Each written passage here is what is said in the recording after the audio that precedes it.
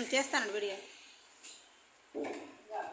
అనగా ఒకప్పుడు ఒక నక్క